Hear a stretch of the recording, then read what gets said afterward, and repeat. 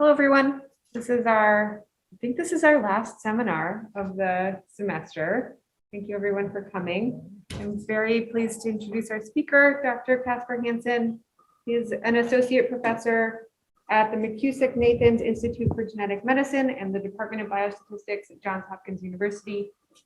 He's done lots of very interesting computational biology work, lots of work in sort of high throughput experiment type data. And I'm very much looking forward to this talk. Yeah, thanks for inviting me. Let me first check the people who are online. Can they hear me? Can somebody unmute or give us a thumbs up or something like that? Yes, we hear you. Excellent. Okay, thanks. So please give me questions as I go along. You don't have to wait for the end.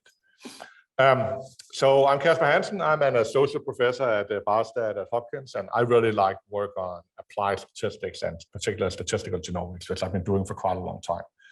So I know you're all experts in that here at Michigan, or at least some of you.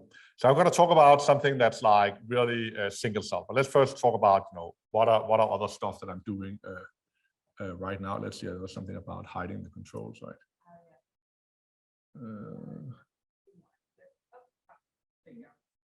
Hide floating. Okay. So in the next couple of weeks, my lab is going to post 2 preprints that could be of interest to people here. I've already talked about both of them with the highly enjoyable conversations I've had so far. One about RNA velocity. If you know what it is, you know what it is. It's been sort of a hot topic in single cell biology. We've been spending a lot of time wondering about whether it makes sense. And we are adding sort of our thoughts on this, which complements a couple of other papers of similar flavor that has been published in the last, or been put on bioRxiv here in the last couple of months. And we have yet another perspective on it. And then we are finishing up a paper on a framework for detecting selection acting on epi-alleles such as DNA methylation or histone modification in human promoters. We have an earlier version of the work that we posted on bioRxiv a long time ago, but now we have a new and improved version. The findings are sort of more or less the same, but we have some more findings. But we have a much more, I would say, perhaps rigorous sort of population genetics approach to like why we're doing what we're doing. That was definitely missing in the first version. I almost chose to talk about this stuff here instead of the cell cycle, but anyway, I picked the cell cycle. Okay, so this is really a work that was published in Genome Biology not that long ago. It is led by Xiji Zheng, who's a postdoc of mine, who is phenomenal. And we've done it in collaboration with Laurel Goff and Genevieve Sten O'Brien. She's on the job market this year. And it's been super enjoyable. It's sort of a little light here in the darkness of the pandemic. But we have had it's really like the highlight of the week is sort of our weekly meeting here. Well, one of the highlights of the week, but it's definitely a highlight. So you can find all the stuff in this paper here, but I'm going to give you like a description of what it is we're doing. So first, not everybody on this call may be, living and breathing single cell data. So I would say if we take a step back and we think about beyond genomics, what am I really doing in this work here?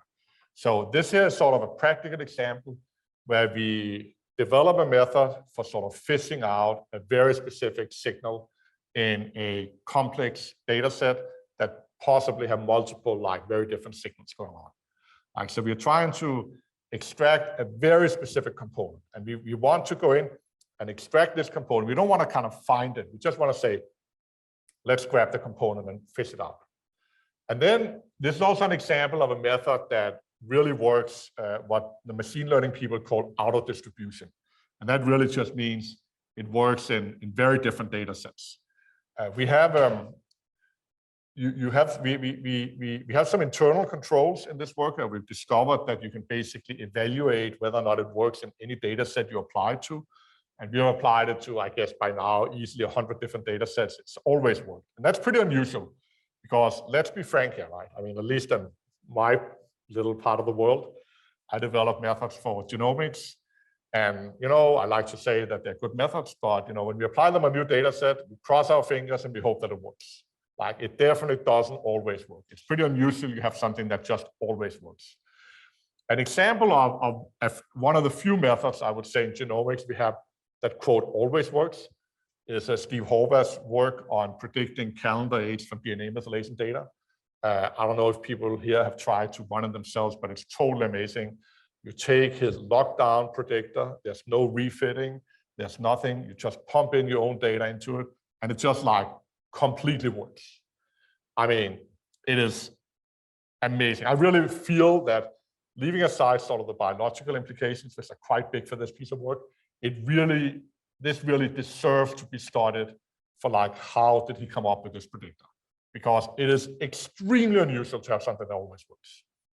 So out of distribution, right, is sort of this idea that the machine learning people, or this word the machine learning people have labeled on it, where you write a paper, you take some data, you develop some deep learning model or some neural network or whatever, you evaluate, you write your paper. So the step here in the beginning, when I say data model fitting and evaluation, I mean the whole paper, right? The research is sort of done. You publish it, you declare massive success. You know, you have found a new machine learning method that works, and you have now solved the problem.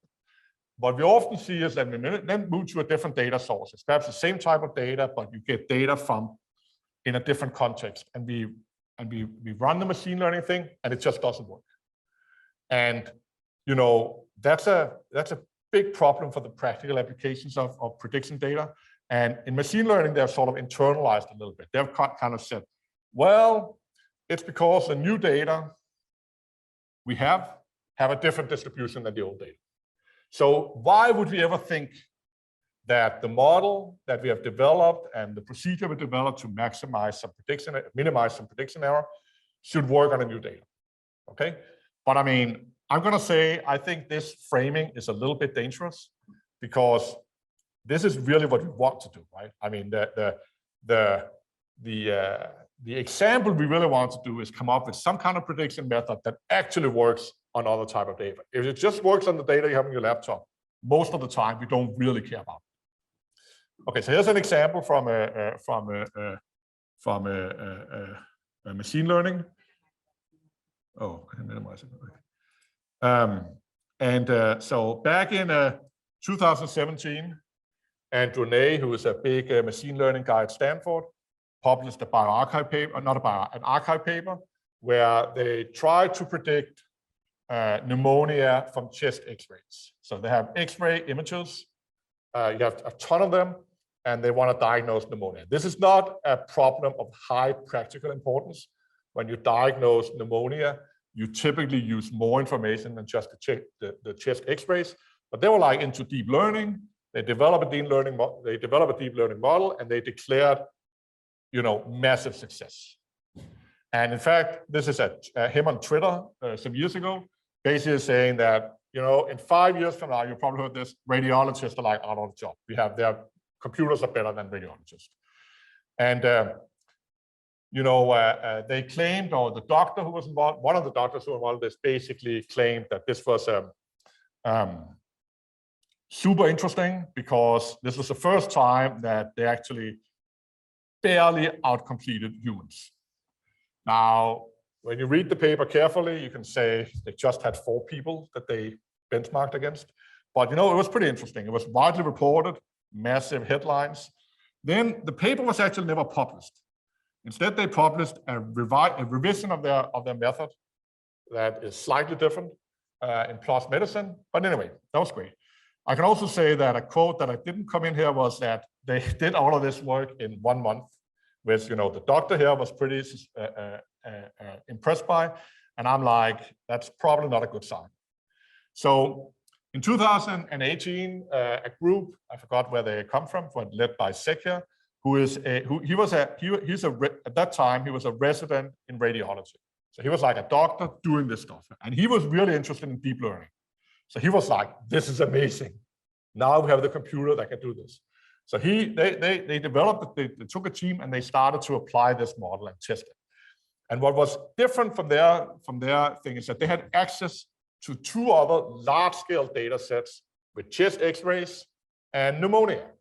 So you could take the model and you could fit it, or you could both fit it, or run it with the fitted model on the new data. And the new data does not work. The model does not work as well on the new data. It worked really well on the Stanford data. It did not work on new data. And it was actually kind of complicated to understand why, because they did all of these kind of experiments. It's pretty interesting to read it, where they tried to, what happens if we fix the model, but we retrain it on the new data, or we retrain it on a combination of the new data and the old data. And by and large, this shows that the model didn't actually work. It is not portable outside of Stanford. So in 2021, Andrew Ney was interviewed for an IEEE publication and was substantially more humble.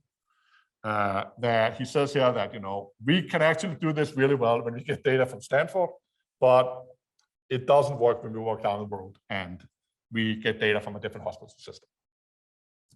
Which is, that was definitely not what they said back in 2017. And this is sort of what we mean by auto-distribution thing, right? They have data from a different source, they have different scanners. Perhaps the scanners are calibrated a little bit differently, the study population is different, et cetera, et cetera. And this thing here that humans can just do, we can't actually do with this model. I mean, perhaps there's other contexts where we can do it. Okay, so this is a bit of a cautionary tale. So I think this is a huge problem in prediction. I think it's also a problem in genomics. In genomics, we're a little bit more, relaxed about it. The way I think of it is like you take a model, you take an approach, you get a new data set, and you kind of hope that it works, right? And you know that it won't always work. Okay, so in this work here, we're interested in the cell cycle. I'm going to talk a little bit about the cell cycle. But the first thing I'm going to say is that when we started working on this, it was clearly a well-developed area. There was like 7 different methods out there, at least, probably more, that all declared, massive, overwhelming success in doing the cell cycle. It's sort of a well-studied area. So let's talk a little bit about how hard the problem is. So for those of you who are not familiar with single cell and all the buzzwords, I'm going to say that I think of like 2 main systems we could be interested in. And the first thing is you have a bunch of cells in a petri dish in the lab. They're just dividing happily. They're sort of in a steady state, and they're just proliferating. And in such a system, the only thing that really goes on, there's no environmental signals, nothing is happening, the cells are just dividing. Almost all the variation in that data set is explained by cell cycle. That's, of course, not what we're really interested in when we study cell cycle. In reality, we typically want to take a tissue sample or a more complex system where other things are happening, differentiation, environmental exposures, et cetera, et cetera. There are many different cell types, and that's where we really want to get the cell cycle. So the sort of the cells in a dish, nothing is happening. It's like really easy, and the many ongoing processes is really hard. That's sort of intuitively clear. We also have different technologies. So it turns out that the method we have developed here works actually across all technologies we've tested it on. And let's just say that the single cell data differs a lot in sort of the amount of information content per cell. C1, which is sort of an older technology, has very high information content per cell. And then as you go down to the droplet-based methods, you lose information content per cell. And then when you go down to combinatorial indexing, the stuff developed by Shendu and Trapnell up in Seattle, the information content per cell is like really bad. All of these methods tend to trade off number of cells with information content. So you're not going to get hundreds of thousands of cells on a C1 machine, but so you have sort of this trade-off. So in general, when you're estimating something at the single cell level, I mean, of course, it's easier when you have more information, right? So it's going to be, generally speaking, easier to do this on C1 data than on combinatorial indexing data. The problem we have in this field here is that all the gold standard data is the easiest possible data. It's data that's coming from a C1 machine, and it's data where we are profiling cells where cell cycle is the only driver of expression. So all of these methods here actually do pretty well on the gold standard data set. It's not so clear to say whether or not one method does better or worse on the gold standard data set, because it's pretty easy. Most of them fail miserably when you get into more complicated things. Either it's a little bit method dependent, but a combination of less information content, and more complicated signal make these methods fail. Okay, so what's the basic idea we're doing here? Okay, so we're going to start off by, and now I'm going to use a couple of fancy words, it's pretty simple. We're going to construct an embedding that represents cell cycle using a reference data set. We do this one time, and then we fix this reference data set. Okay, that's a key aspect there. We're just picking a data set we like. We've generated ourselves. We have 2 samples in the data set, so it's not exactly like a massive amount of variation. And there will be a lot of questions, or we had a lot of questions when we started doing this. Is this like the only data set where we can do it in? And why shouldn't there be some reference data sets that works better for some, data sets or not? But in practice, this here just works well for all 100 data sets we've ever used. What we're really doing is we do Pca in this reference data set. And this reference data set, the only thing that goes on is cell cycle. And I'm going to show that when the only thing that goes on is a cell cycle, you can just use Pca to extract the cell cycle thing. Now, when you do a Pca and you take the first 2 principal components, you're estimating, a 2-dimensional linear subspace. And we have, from basic linear algebra, we have a projection operator or orthogonal projection operator that can project new data into this 2-dimensional space. So what we're going to do when we get a new data set is that we're going to take the new data, we're going to project it into this fixed linear embedding, and then we get the cell cycle, right?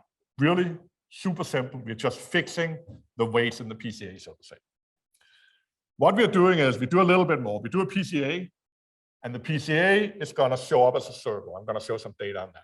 And then we're going to use the angle of the data point of the cell around the origin to estimate the cell cycle time. So our cell cycle time is going to be a number from 0 to 2 pi, represents sort of the degrees around it. And we are going to show in practice that when we project new data in, we also get a circle, and we take the angle. At a very high level, this approach was suggested in a publication from my co-authors in Cell Systems. They suggest there that you should estimate reference embedding and project new data into reference embeddings. I gotta say, when I read this paper, I was not very convinced by it. It was sort of more, I was like, who says this is gonna work? But now I've used it for this particular problem with the cell cycle, and I'm like convinced this is the way to go here.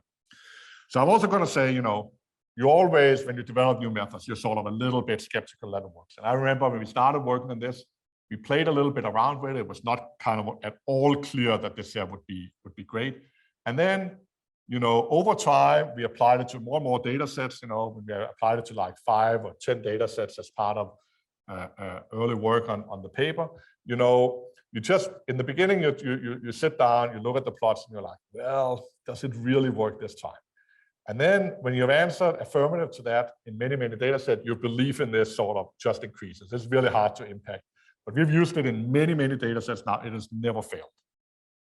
Okay, so let's talk about the cell cycle. Okay, so the cell cycle is a fundamental biological process. It's highly conserved. It's a continuous process. It's tightly regulated. We know that deregulation of the cell cycle is basically associated with many diseases, and it had a catastrophic impact on the cells.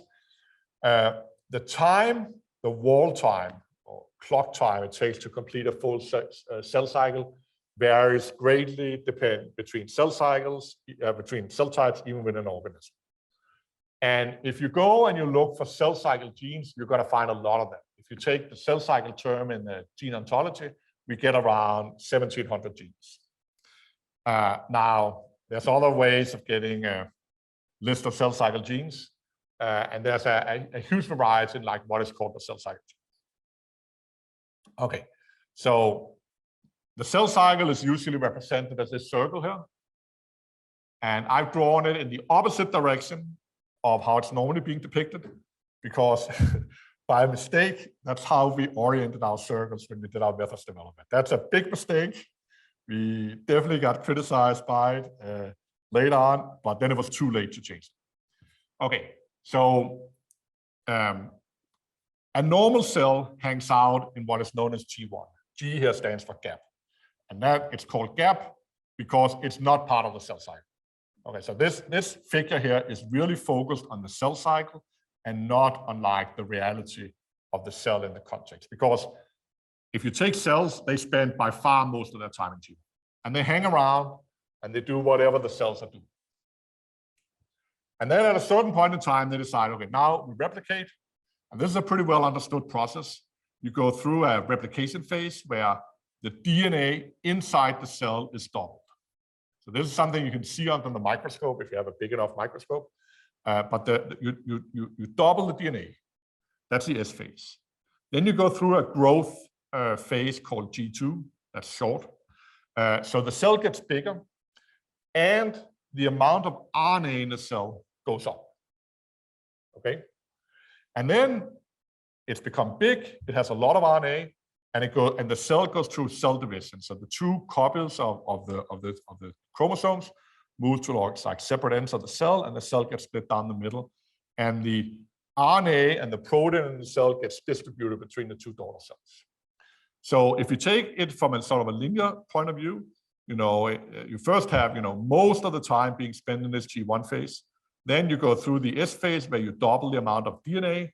Then you go through the G2 phase where you kind of increase RNA up to some steady state. I think it's about you basically double the amount of RNA. And then you go through the M phase where the RNA gets cut in half because it gets divided into the two daughter cells. And then, very important in practice, we then have two cells, right?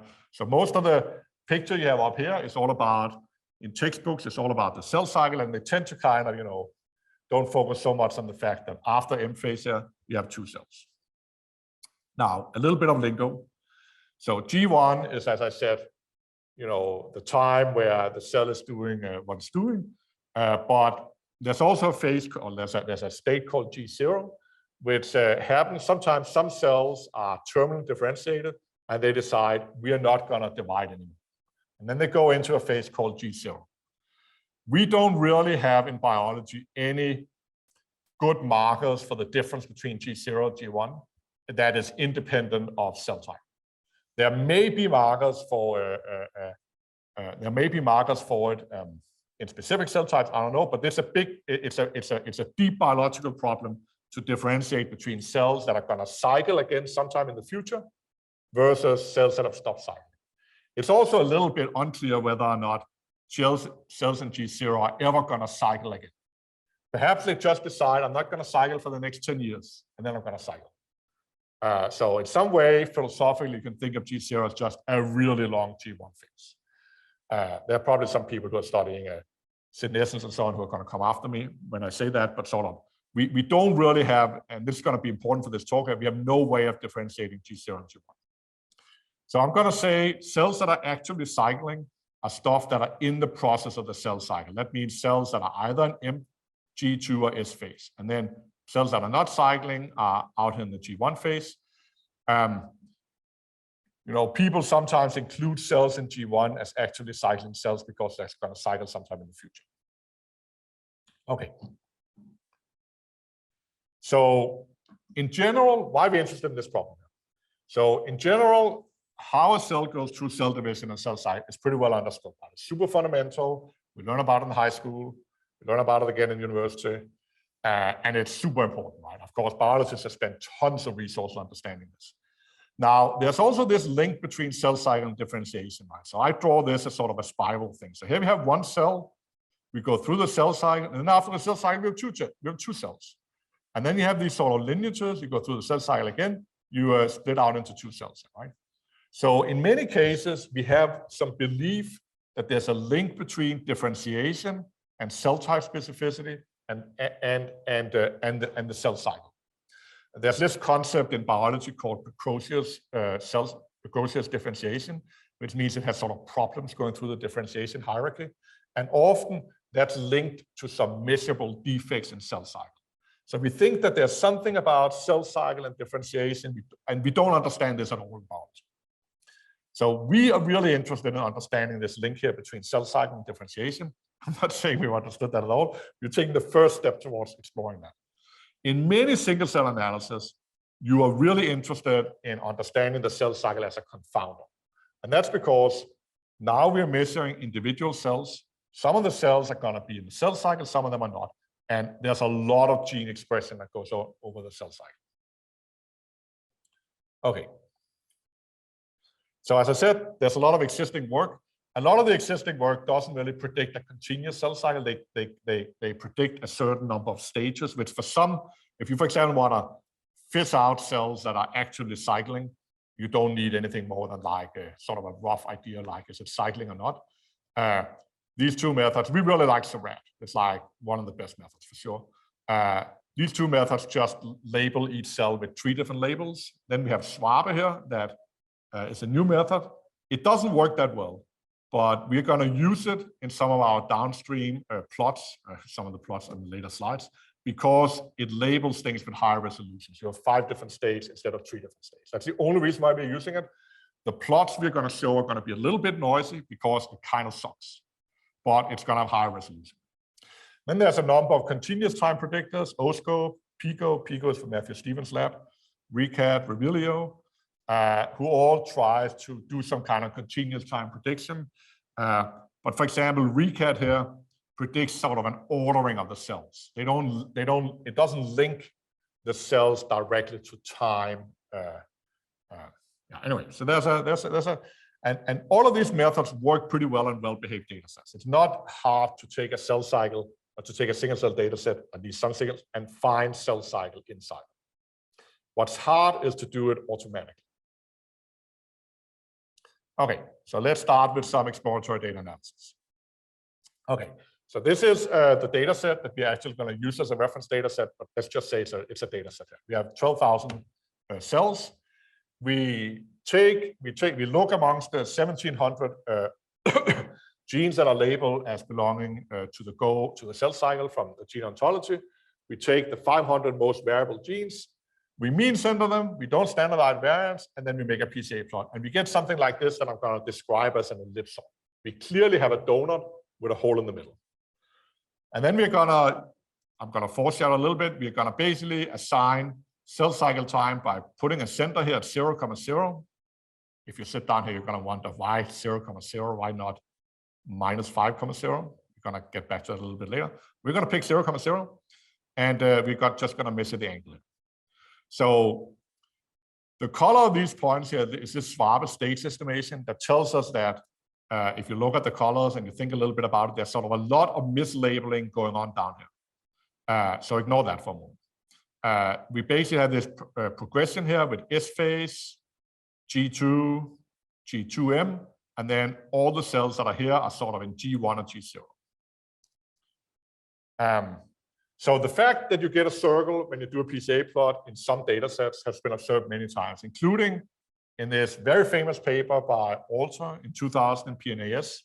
So people who are old, or even older than me, will remember that one of the first big microarray papers that ever came out, they did the cell cycle.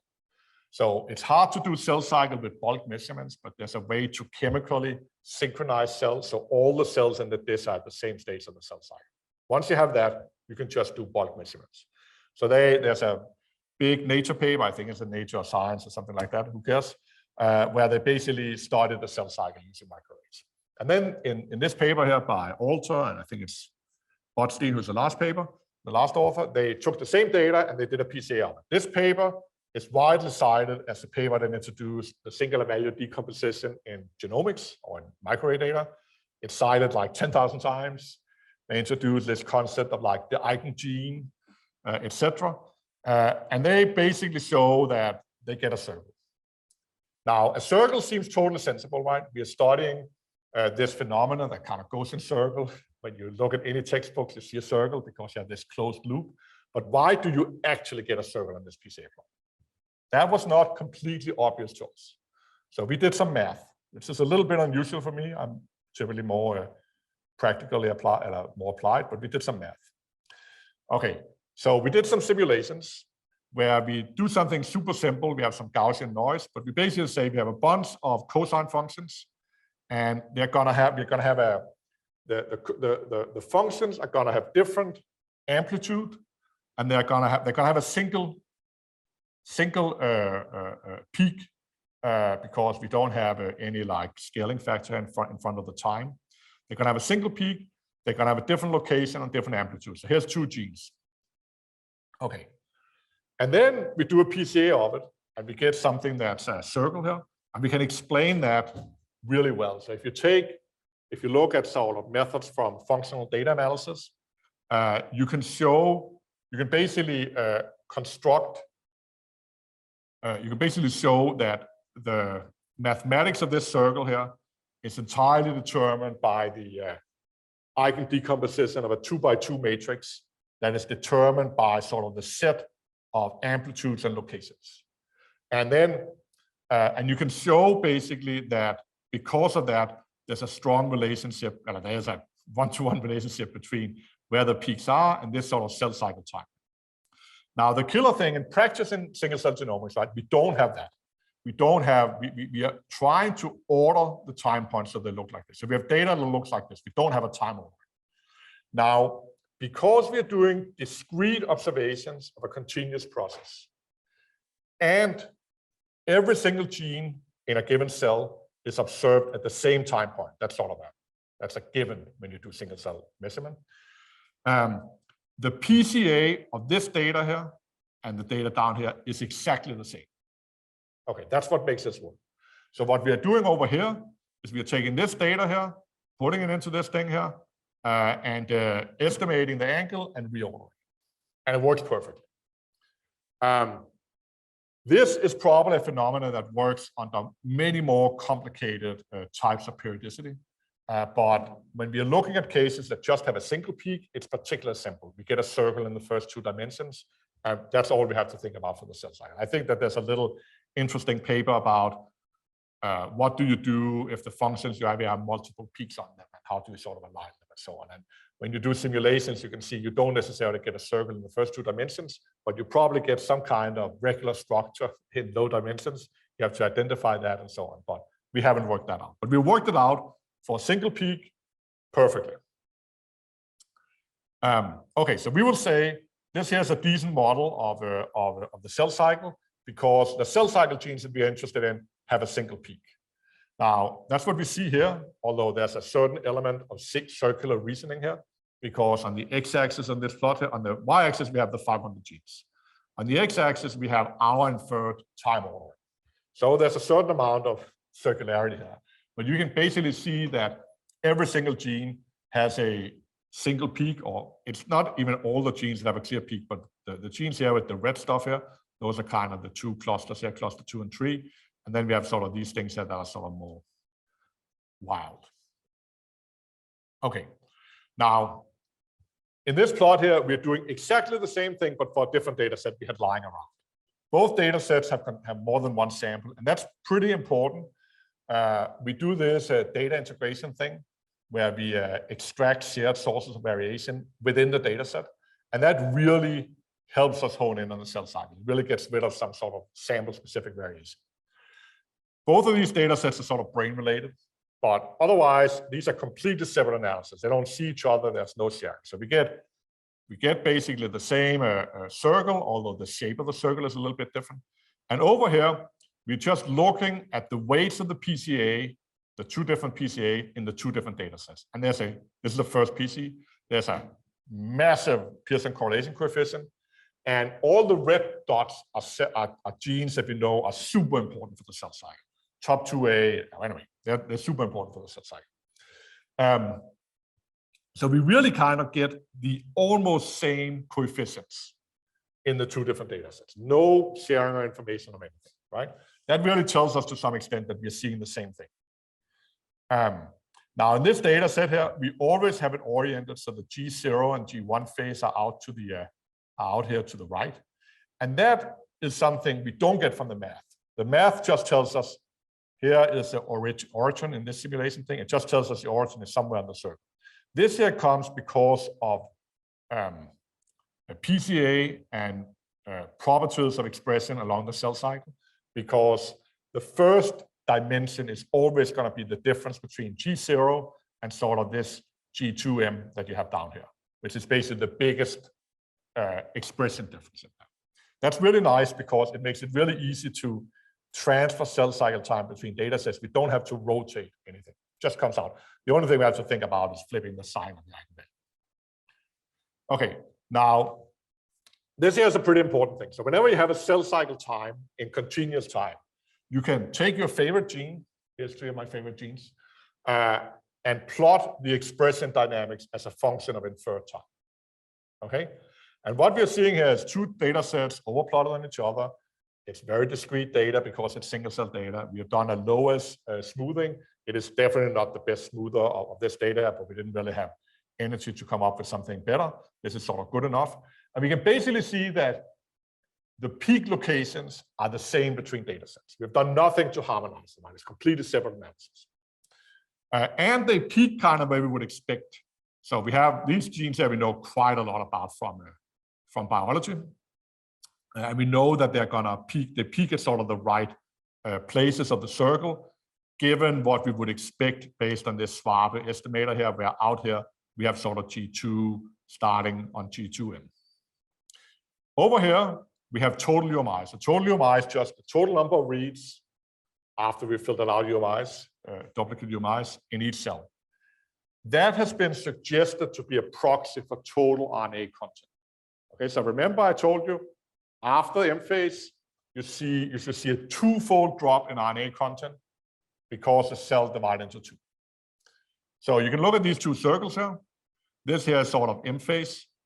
And you can look at the difference between the top, the lowest and the highest part of the curve, which is, you can sit down and do it a little bit more precisely.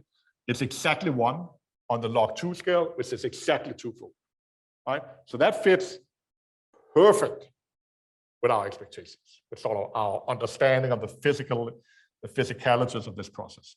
We're not the first people who have seen this, but it really tells us we are really getting something that tells us that this is definitely related to the cell cycle. Now, are there other time orderings that's going to give us the same kind of rough dynamics? For sure. Right. Okay, now we take a data set that fails, right? So these first 2 data sets for data sets where we have some cells in a disk, nothing is going on. The only thing that goes on is the cell cycle. This is a more realistic data set. It's a differentiation system in the mouse pancreas.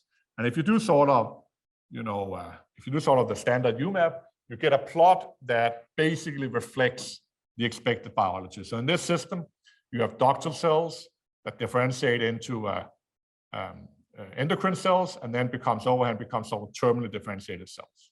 And this is exactly kind of the trajectory you would expect based on biology.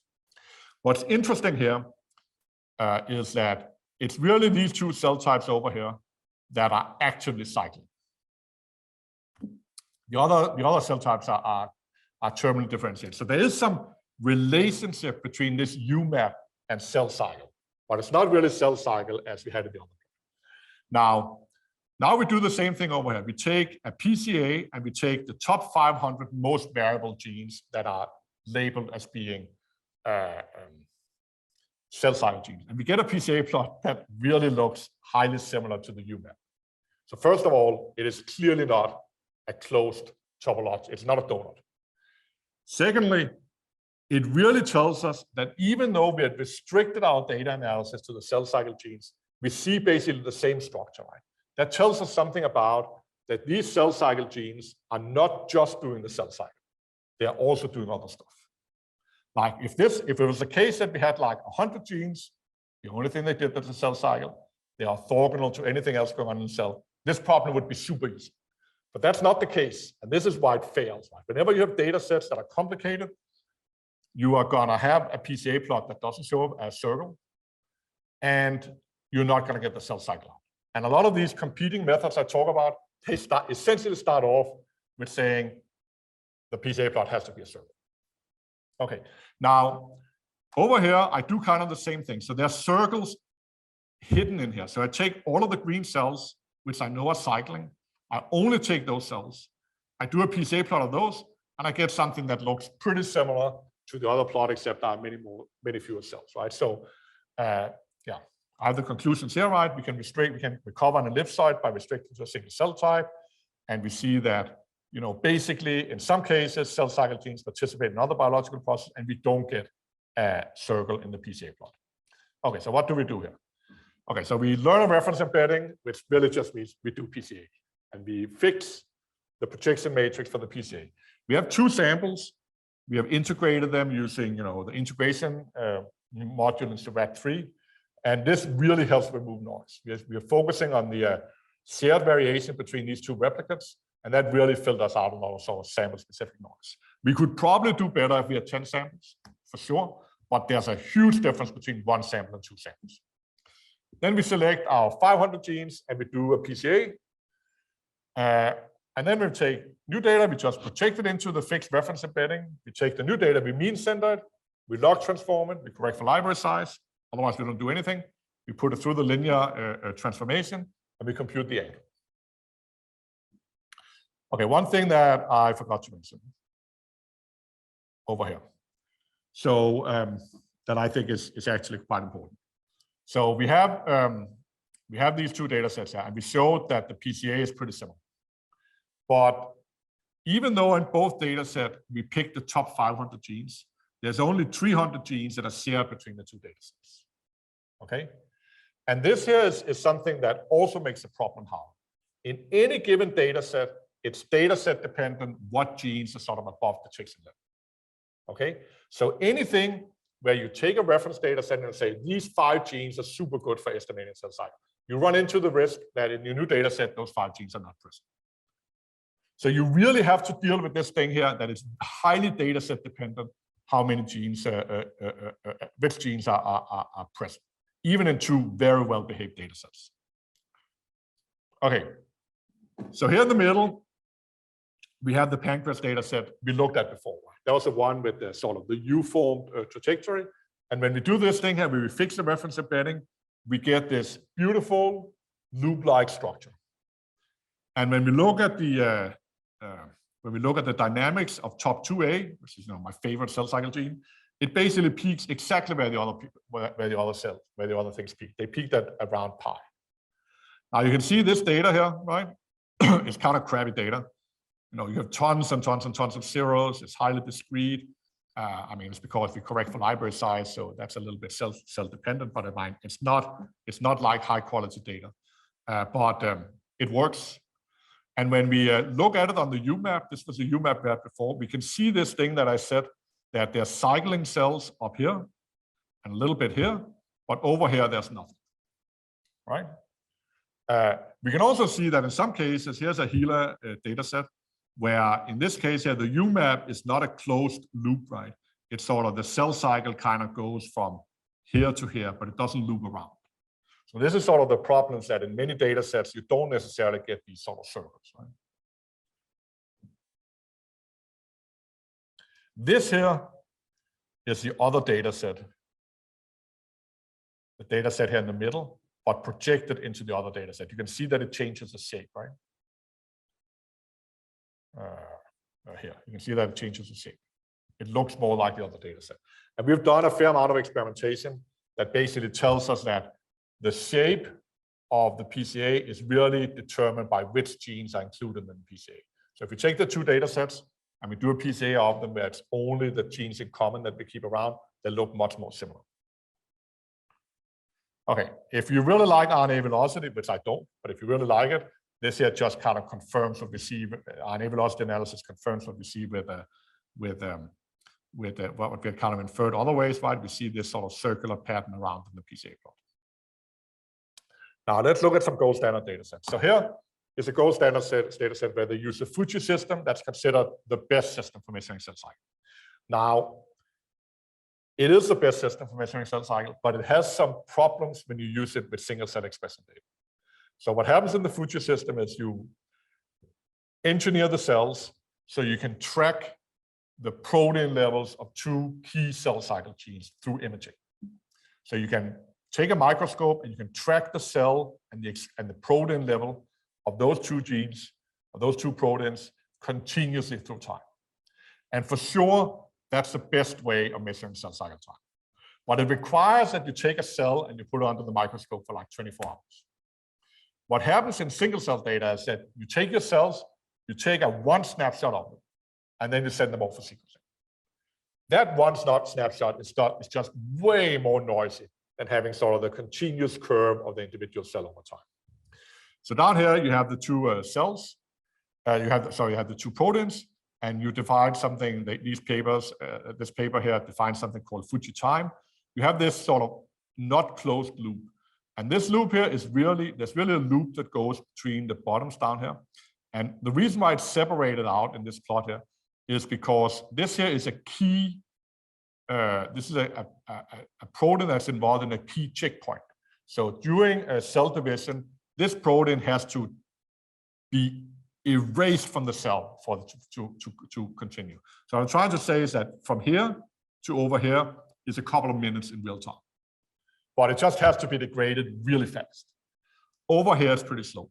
We're going to see, we're basically going to see that this Fuji system has really high resolution here, and it's not as good in the rest of the system. So over here we take our tricycle position, and then we cheat. Let me emphasize we cheat. We take all of these cells here that are inside this box here are here, and we move them over here. So what we've done is we have rolled out the cell cycle time. You can see here is the period just after 0.9 pi, and this is also the period right after 0.9 pi. And that's exactly this checkpoint where Fuji can really tell you very precisely, are you on one side or the other side of this checkpoint? And with the expression, we just lie. They're sort of roughly around the point. We don't know if they're left or right. Now, so how well do we do?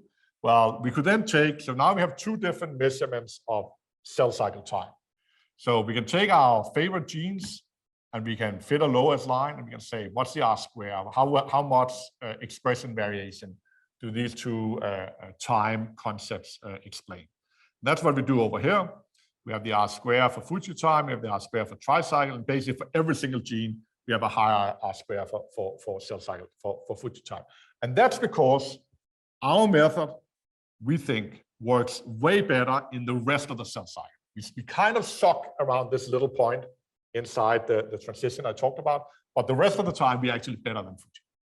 Because our method is based essentially on the expression of 500 genes, and they have a noisy image measurement for 2 genes. But down here, we are doing the same thing, but with a different experiment did by Matthew Stevens and Jörg Gillard, where they basically the same experiment, except they analyzed a little bit differently. So we would actually argue that based on this, that we believe, may not agree with us, but we actually believe that the tricycle time is at least as good as Fuji time when considered over the entire cell cycle. You can also do fact sorting, where you kind of isolate cells at different parts of the cell cycle. We also have great results on that. We have a lot of, I think we have 36 supplemental figures in this paper, so there's going to be a lot of stuff where I'm just going to be a little hand wavy, and then you can look in the paper for like the 50 different pictures we have. Okay, so existing methods do well on simple data sets. Basically, they all do well on simple data sets, but sometimes they fail catastrophically. In the case where they strongly disagree with tricycle, we have some evidence presented in the paper that tricycle performs better. We've never seen tricycle fails, and we have sort of this caveat, right, that comparing methods based on the gold standard is a little bit biased because it's really easy. Now, we also know why a lot of these methods fail. Like, I mean, sometimes it's simply based on like what they do right. I mean, this, as I said, this recat method, okay, I'm not going to go back to it, but this recat method starts off by essentially making a Pca plot and then using the placement on the Pca plot as sort of cell cycle time. That is only going to work if the Pca reflects cell cycle. If it doesn't reflect cell cycle, it fails catastrophically. So RAT that predicts sort of 3 different stages actually works surprisingly well in our hands. It's pretty robust. Okay, so here I've been pretty interested in the shape of the Pca plot. So here is to the left is sort of the plot you've seen, and we are basically doing a Pca with this plot here, where we change which genes goes into the Pca plot. Right? So on the left we're using 400 genes. On the right, we're using 50 genes, so you can see how it changes shape, right? You can also do experiments where you thin the data and so on, and so part of how much noise you have in this donut really depends on the sequencing depth as well. So if you have data that is really poorly that is sequenced very lightly, and you make this Pca plot, and you make this sort of, this is not really a Pca plot, right? Because it's a projection into this reference embedding. You're gonna see like a pancake and not a donut, because you can't see the whole because of the increased noise. But you can take, so we were very much in doubt whether or not that worked when we looked at that, but then again, you can look at the dynamics of individual genes, it works pretty well. Okay, so I would say that fixing the projection is really central for handling these multiple cell types and new data. We are not discovering the cell cycle inside new data, we are fixing it and just getting it from new data. I really think that one of our key aspects that makes this very adaptive to new distributions is that we are using this angle between the two principal components. So if you have two data sets that are sequenced at very different depths, for example, both principal components are going to go up, right? But the angle is sort of going to stay the same thing. We are also, for some reason, really robust to drop out of these genes. So a lot of people in the cell cycle world have spent time saying, can I predict cell cycle using as few genes as possible? And in fact, if you look at this plot here, you might say, why is the idiot using 500 genes? Why is he not just using like these 20 genes down here? Right? They're the ones with high coefficients and so on. So we have played quite a bit with that. Don't have a good graph to show it. But basically, every time we kind of optimize it to a data set, we lose generalization ability. It's really, if we drop down, if we go from the top 500 to the top 100, we do great in some data sets, but in some data sets, we start to lose ability to do this. So it's really important that we have like all of these cells here, all of these genes here, and we are sort of a little flaky about what we're using, right? So if the gene is not expressed in the new data set, it's gonna not contribute to the Pca thing, and that apparently seems to be okay.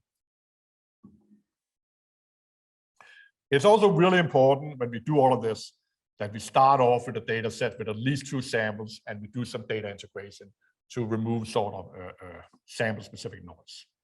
Okay, so we have a couple of interesting questions. So we really want to take this into comparisons, and all I've done now is estimating cell cycle time.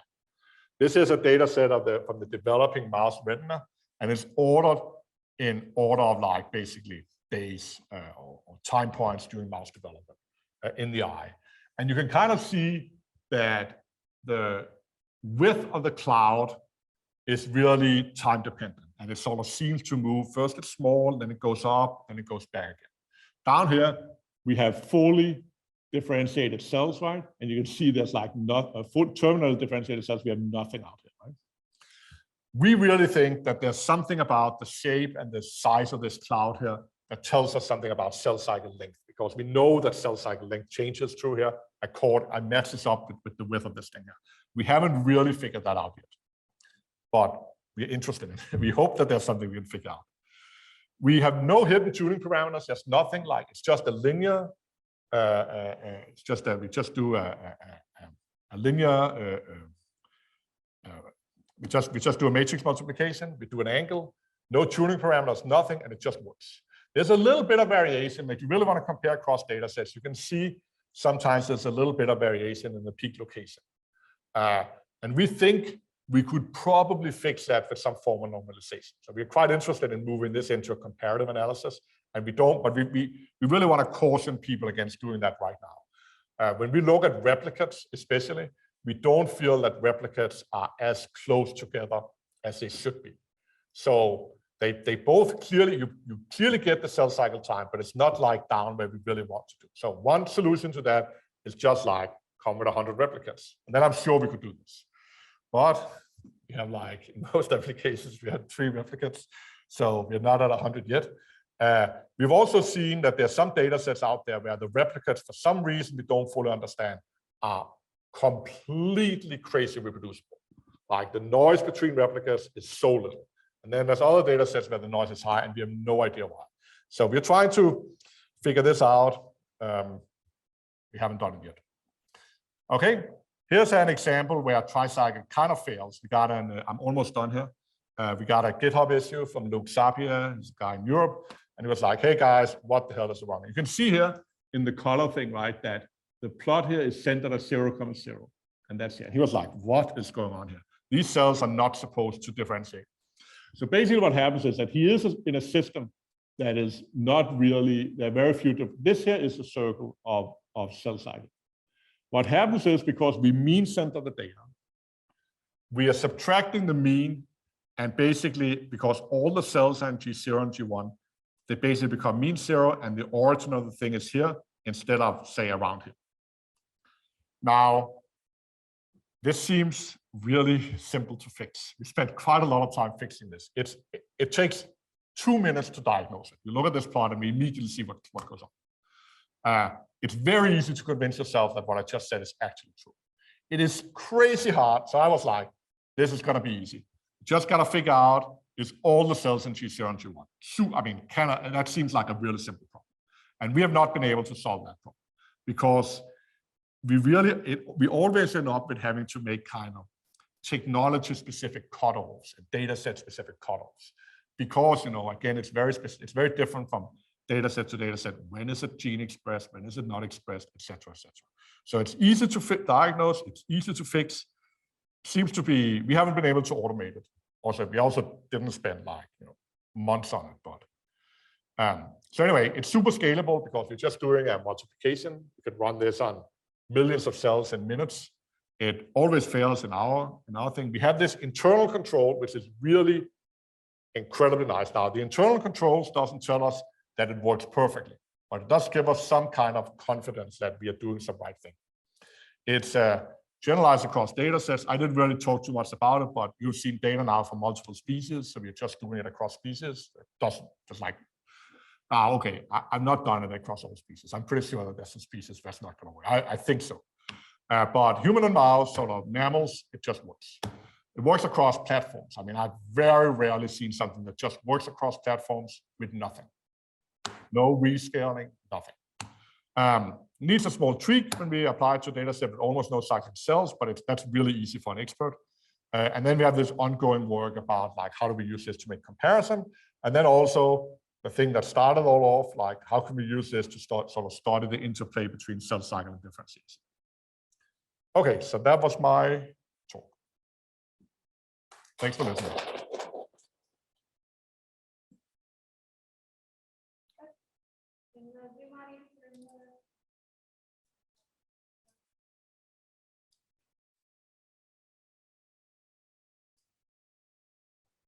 So I know I sound a little bit like somebody who has bought the Kool-Aid, but I'm a little bit like, I worked on genomics in many years. It's really quite rare that I found something that I can just apply to new data set and works. And of course, perhaps there's somebody who's going to email me and say, it didn't work in my data set. But I mean, we haven't seen that. We have used it on a lot of data sets so far.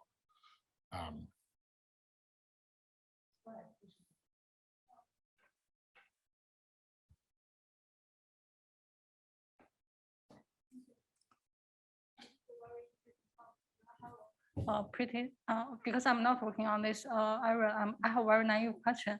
So all the examples you have given are all on the healthy cells. So I was wondering, is it possible to use a method on the disease cells, for example, the tumor cells? So in the tumor cells, for example, will they also have the similar cell cycle pattern as the healthy cells? I had a little bit of a problem hearing. So you're saying that all the cells I showed are what type of cells? So I was just wondering, will the cell cycle be different between the healthy cells and the tumor cells?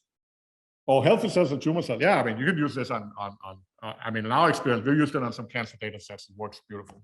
Like, if you like cell cycle, we had a recent paper in Nature where they did some stuff with cell cycles and drugs and so on, and they did like crazy amounts of experiments. We have run it through Tricycle and we get something that's like, first of all, we believe the data because we agree with them. We got to the point where we really believe what comes out of this. But yeah, we can just do it like computation in like 5 minutes instead of spending 6 months in the lab. Now, okay, I mean, I'm not tested all cancer contexts, right? And I know some cancers are truly amazingly messed up. So I mean, but we have used it in cancer data sets totally successfully without any problems. And again, I think it really comes down to this angle, right? I mean, so you have I mean, so, but, you know, if you have like, you know, specific chromosomes that are heavily magnified, now, I don't know, I mean, but we have used it in cancer data sets and it seems to work well to us. But I would be interested if you see something to the, something that doesn't chime with that. Thank you. So I had a couple questions. In your early plots where you showed the Schwabi labels, Yep. and it seemed like there was a lot of misclassification between, I think it was G2 and G1. Right? Yeah, so you can basically, this method does not work very well. It's a newer method. We use it because it has higher time resolution. I mean, it has higher. Basically, you can't see it because of overplotting, but every single, if you do the density plot of every single of these labels here, it's bimodal. There's a bunch of cells it gets right, and the cells that it gets wrong gets placed down here at the G0, G1 phase. I see. And then you can ask, how do I know it's G0 and G1 and not just us that are full of it? But you can look at other things that really strongly suggest that they're misclassification. In general, they have lower expression. They do seem to have do seem to look good, but they just have lower expression. They have higher rates of missingness, all stuff that, because of how the method works, will make it likely to be put into that category.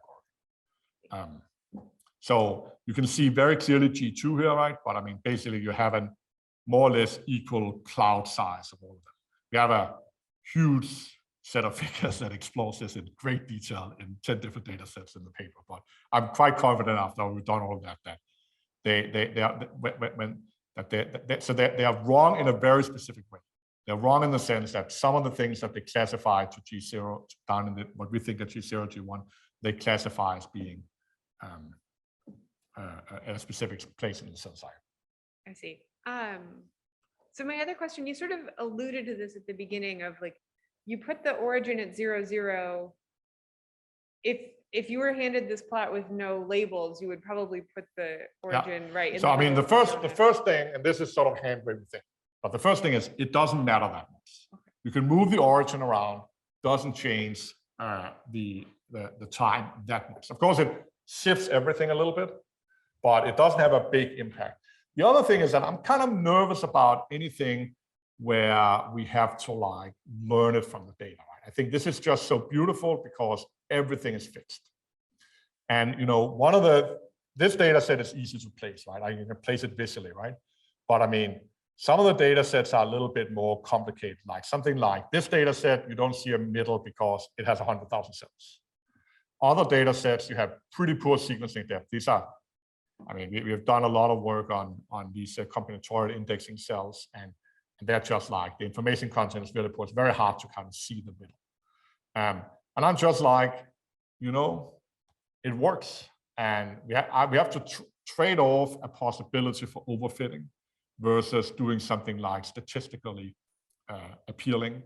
And I mean, I don't think it has a big impact. I'm really nervous about overfitting. Right? It's a little bit sort of the same flavor as the can't you just do this with 100 genes. Although we know with the 100 genes, you sort of do worse. Yeah, I mean, so that's sort of a little hand wavy. For sure, I mean, and what you're saying is kind of, you know, it's well taken in the sense that the place where it works, where it fails, right, or so semi-fails. Your GitHub issue is. Yeah, that is where I didn't put it. But in that GitHub issue, I mean, with this data, I'm just giving me a good, I mean, it's going to be really hard to say it goes down. So that Rna data set that you were just pointing at, yep. That's one where if you moved the origin, you would reclassify a lot of cells because you have like a dense. Yeah, to some extent. I mean, it does look, it's this data set here, right? Here we have it faceted, right? Yeah. And you can see that there are a couple of time points where it's labeled in, but there's still quite a lot where, you know, this here is always going to be G0, G1, this here is so on. So yeah, I mean, there's going to be a little bit of misclassification for sure. Okay. And I'm also like, I mean, you know, absolutely, the worse the quality of the sequencing is, the less I'm going to trust any individual cell. I mean, that's how it has to be, right? I'll let Laura ask. Oh. Ask your question. Hi. So when you talk about the number of UMIs, can you give a sense of how many UMIs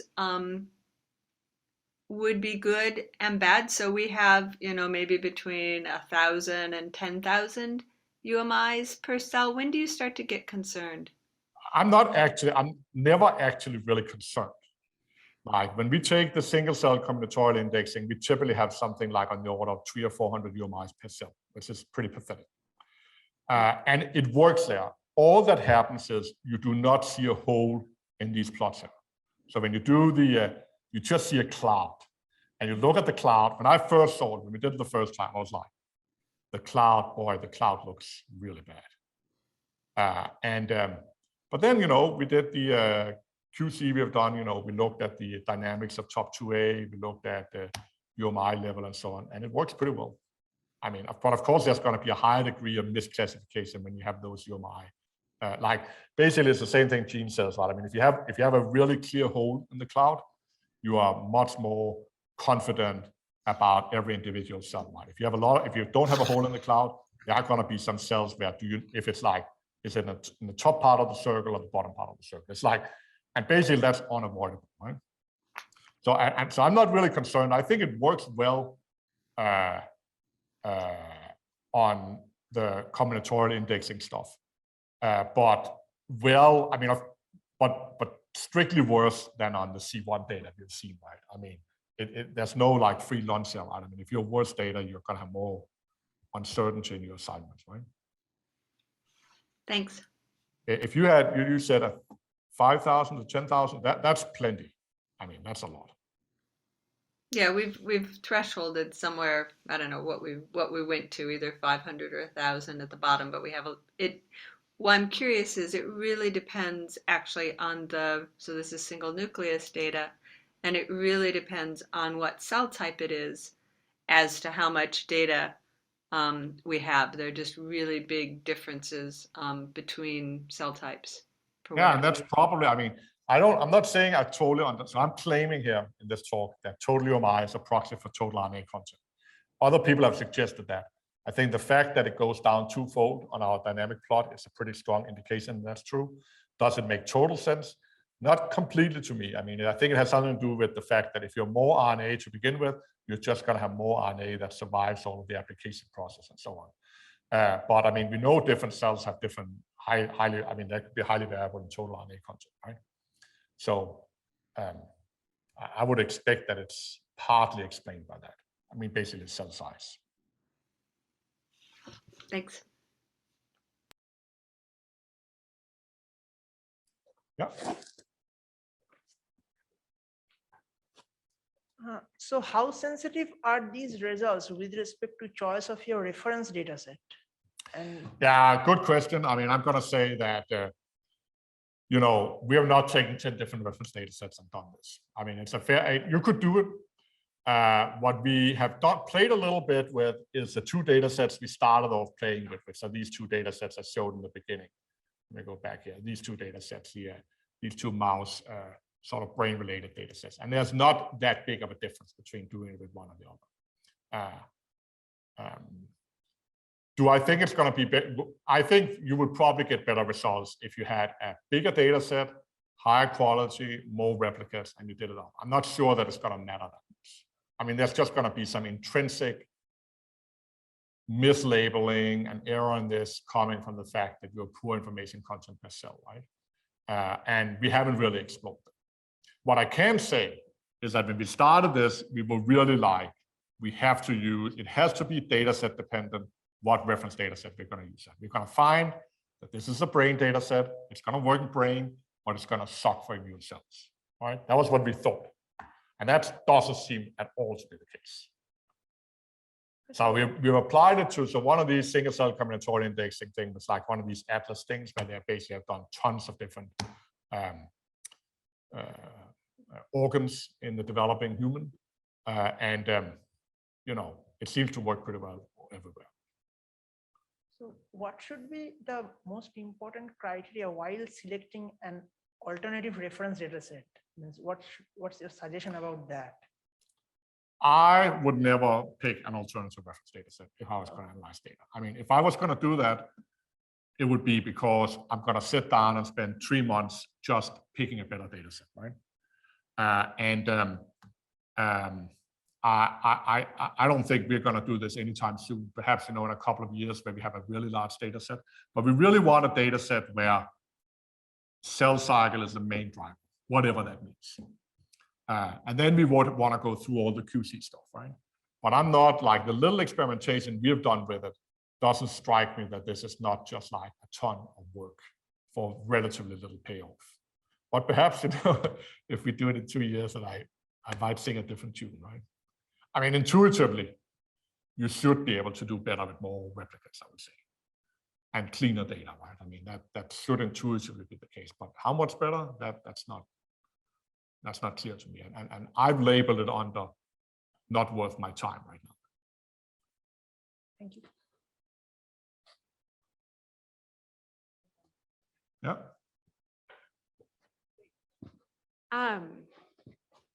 Have you thought about how you would get out something like a confidence interval or a region No. or something, right? No, I've not thought about. I've not thought about that, and I think that's a great question. Like, I mean, Cool. Other questions? I mean, one thing that we are missing here, that we got a little bit of pushback from the reviewers, including Matthew, is that we're just saying, hey, we look at our favorite genes and it looks good, right? Can't you do this sort of quantitatively?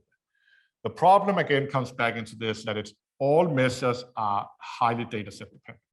So if you do, for example, an R-square for all the cell cycle genes, if you have a data set that's really have really low UMI, most of the cell cycle genes are not going to express. You can have 0 expression, and your R-square is just going to be like 1, right? So you make a box plot of the R-square, and it looks pathetic. But then, there are some in there that looks really good, right? It sort of comes down to this thing that I feel is sort of unanticipated, a little bit unanticipated. I want to matters, but I mean, how hard it is to make anything having to do with expressing cutoffs and so on, and have that work in a portable manner, right?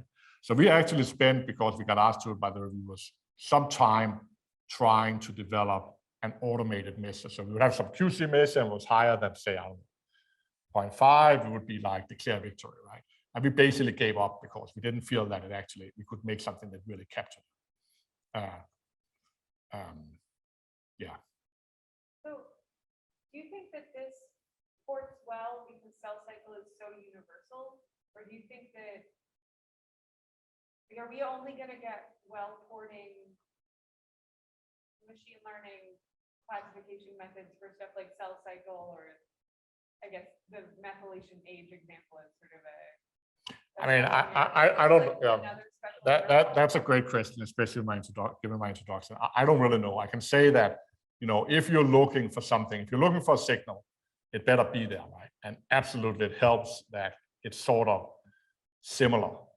I mean, it's the same system, right? Having said that, as I've also alluded to a little bit, the actual expression level of the genes are different. And many of the cell cycle genes are involved in other things, right? That comes back to this thing here with like the Pca plot looking like this, right? And I think part of it has to do with this list of 1,700 genes. I think that we have some genes we know are doing core cell cycle stuff. And then we have a lot of hangarounds, like genes where you did some cell cycle experiment, you saw that it changed expression during the cell cycle, and you declared to a cell cycle gene, but it's perhaps just a passenger gene that was sort of upregulated as part of cell growth. Now, the logical answer to this is, well, concentrate on the 5 genes that we know are like clearly cell cycle genes, right? And I'm just like, we can't get it to work that well when we do that. It's also, you look at this plot here, right? And you're like, what are we doing with all of these cells up here? It's just like noise. I mean, but if we move them, we don't do as well. They're sort of used for anchoring the G0, G1 fate, the G1, G0 is how I'm thinking about it. So we have done it. So you can absolutely do this with very few cells in a specific data set, but we lose the ability to generalize. So well, if you want to generalize something, you better have sort of the same type of signal, right? I mean, it's going to be really hard to do prediction or infer structure if it's not there, right? And for sure, it helps. Like, I mean, the thing we really want to move into is sort of differentiation now, and that's going to be a mess because differentiation is not going to look like this. I mean, I think the simplest thing is to say, let's take the data and somehow subtract the cell side and hope that what's left is sort of differentiation. But that's going to be, you're not going to be able to have a reference space for differentiation. We may have a reference space for differentiation in a specific context, right? Like Loyal is really into neurobiology. So perhaps, we can do this for, maturing neurons or something like that. But it's not going to work in like a different organ, I think. So, yeah, I don't know. Thank you.